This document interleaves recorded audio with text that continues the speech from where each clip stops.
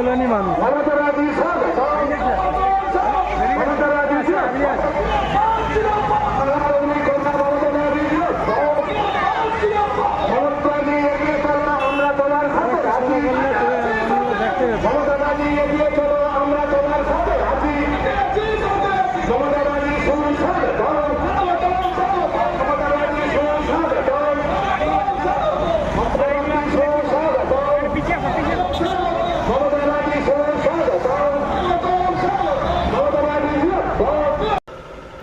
মমতা দিদিতে গেছিলো, তার তো ভিডিও করে পাঠালাম, তাহলে দেখছি